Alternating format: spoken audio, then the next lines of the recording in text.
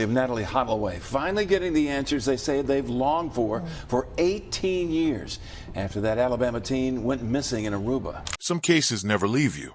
They burrow into the back of your mind and stay there, year after year, refusing to fade. The disappearance of Natalee Holloway is one of those cases.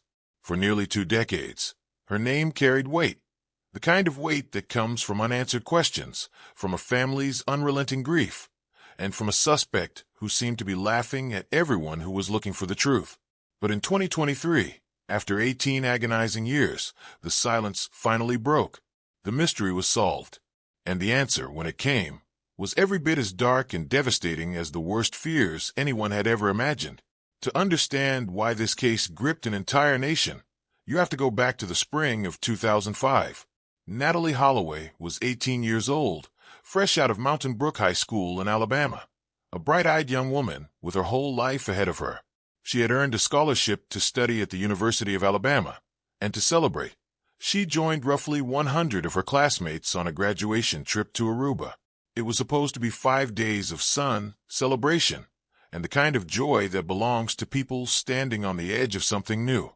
Instead, on the night of May 30th, 2005, Natalee vanished. She never made it back to her hotel. She never made it home. She never made it to college. Just like that, a life full of promise was erased, and a family's world collapsed overnight. What followed was one of the most exhaustive, frustrating, and emotionally punishing investigations in recent American memory. From the very beginning, one name kept surfacing: Joran van der Sloot, a Dutch teenager living in Aruba whose father was a well-connected local judge. He was the last known person to be seen with Natalee. He was with her at a bar called Carlos and Charlie's on that final night. Witnesses saw them leave together. And yet, despite being questioned almost immediately, Joran proved to be a remarkably slippery subject. His first story placed him dropping Natalee off at her hotel with 2 friends. Then that story changed. Then it changed again. He was on the beach with her. He wasn't. He left her there alone. He didn't. Each version contradicted the last, and each contradiction added fuel to the growing fire of suspicion surrounding him. Aruban authorities arrested Joran van der Sloot in June of 2005, along with 2 brothers named Deepak and Satish Kalpoe, who had been with him earlier that evening. The island's legal system operates differently from the United States. Arrests can be made on strong suspicion, but the detention must be continuously justified as evidence accumulates. In this case, the evidence kept slipping through the cracks. Searches were launched across the island. Ponds were drained. Sand dunes were combed. Cadaver dogs were brought in. The FBI got involved. The Royal Netherlands Air Force even deployed fighter jets equipped with infrared sensors to scan the terrain. None of it produced a single trace of Natalee Holloway. Without a body, without physical evidence that could stick, the legal case kept falling apart. Joran was released. The Kalpoe brothers were released, and the truth retreated further into the shadows.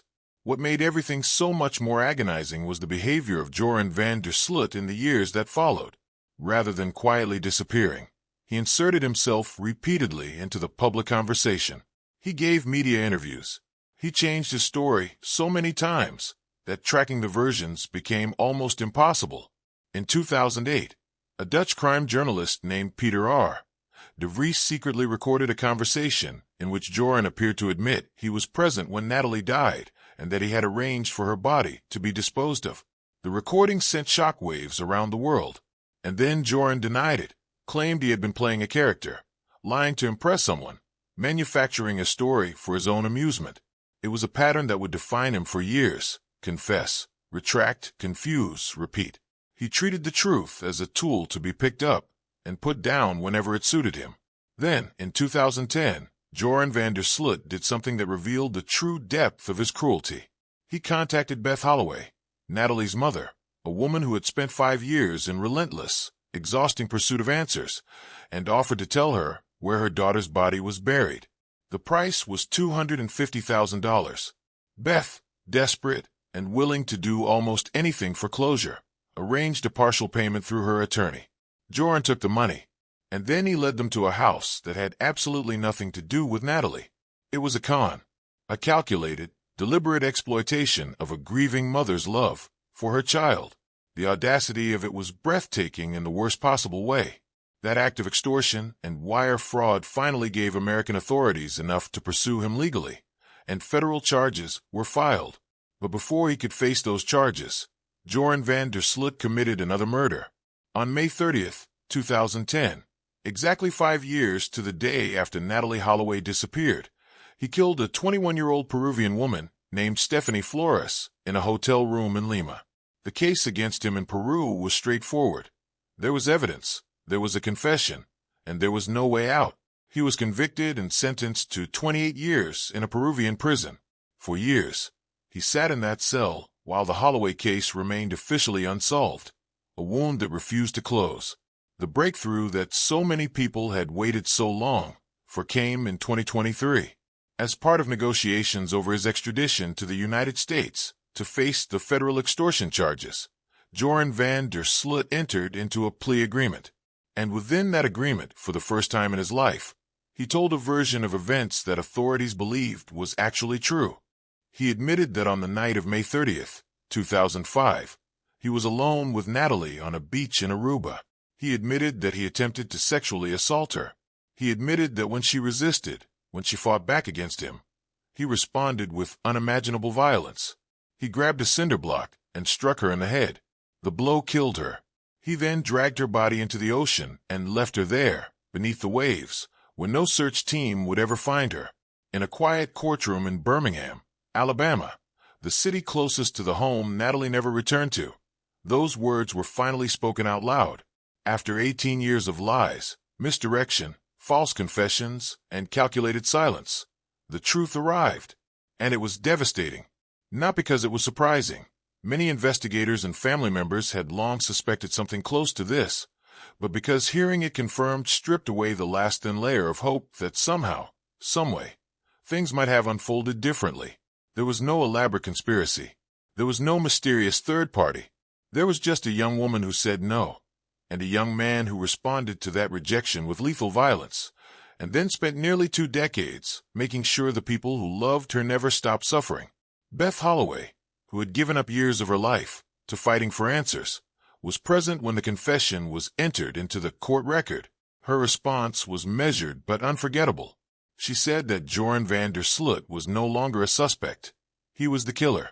There was clarity in those words, and there was also grief, because clarity and grief are not mutually exclusive. Getting an answer does not always mean getting peace. Sometimes it just means getting the full picture of something terrible and having to find a way to carry it. The question of whether Natalee's remains will ever be recovered remains, heartbreakingly, unanswered. If Joran's account is accurate, and the authorities involved in the case have indicated they believe it largely is, then her body was placed in the ocean nearly 20 years ago. The tides, the currents, and the passage of time make recovery virtually impossible. Unlike a grave or a hidden location on land, the ocean does not preserve. It disperses. It takes things apart, slowly and completely, until there is nothing left to find. For her family, this means that even now, even with the truth finally in hand, there will be no burial, no final resting place, no physical point on the earth where they can go to say goodbye. The Natalee Holloway case also left a complicated legacy in terms of how missing person stories are covered and discussed in the United States. The media attention the case received was staggering. Cable news networks ran the story for months on end. Beth Holloway appeared on virtually every major platform, her grief broadcast to millions of viewers night after night. Joran van der Sloot became a household name, not because of any achievement, but because the media turned the investigation into something that functioned more like a serialized drama than a news story. Analysts, commentators, and self-proclaimed experts weighed in constantly, often with very little factual grounding. That coverage was not without consequence. Critics began to draw attention to what scholars and journalists had started calling missing white woman syndrome, the observable pattern in which young, attractive, white women who disappear receive disproportionate media coverage compared to missing persons of other backgrounds. While Natalee's story was amplified on every screen in America, countless other families were searching quietly for loved ones who would never make the evening news. The Holloway case forced a broader reckoning with the values embedded in how news organizations choose what to cover and who gets to be seen as a victim worthy of national attention. In Aruba itself, the case left scars of a different kind. The island, which depends heavily on tourism, saw a significant drop in American visitors following the intense and often damning media coverage. Aruban officials were accused, sometimes fairly, sometimes unfairly, of mishandling the investigation, moving too slowly, and extending preferential treatment to a suspect whose father had connections within the justice system. The relationship between Aruban authorities and Natalee's family was tense and frequently adversarial, with accusations of corruption and incompetence flying on one side and accusations of interference and misinformation on the other. Whatever the full truth of those dynamics, the case exposed genuine weaknesses in international cooperation on criminal investigations, particularly when a victim is from one country and the crime occurs in another. What the case ultimately comes down to, beneath all the media noise and legal complexity and geopolitical friction, is something much simpler and much sadder. A young woman went on a trip with her friends to celebrate finishing high school. She was 18 years old. She had plans. She had people who loved her. She had no reason to believe that a night out would be the last night of her life. And a man who could not accept rejection decided, in a moment of rage, to take everything from her. He then spent nearly 2 decades making sure that her family could not even have the comfort of knowing what happened or where she was. That sustained, deliberate cruelty is in some ways almost as difficult to process as the crime itself. Justice, in this case, is a complicated word. Joran van der Sloot is serving 28 years in Peru for the murder of Stephanie Flores. The plea deal in the United States resulted in additional prison time. He will, in all likelihood, spend the rest of his life behind bars. But Natalee Holloway is still gone. Her body is still missing. Her family still cannot bring her home. The truth came, at last, but it came 18 years too late, from the only person who ever knew it, and only because it suited his legal interests to share it. That is not justice in any complete sense. It is, at best, the closest thing to it that this case was ever going to allow. Some mysteries stay with us because they're never solved. This one will stay with us because of how it was solved and what the solution revealed. Not just about one man's capacity for violence and deception, but about how long the truth can be buried when someone is determined to keep it there. Natalee Holloway deserved better than the end she got. She deserved better than 18 years of silence. And her family, who never gave up, deserved better than having to wait that long to hear the words that should have been spoken in 2005. The mystery is solved, but the pain, for those who loved her, is nowhere near over.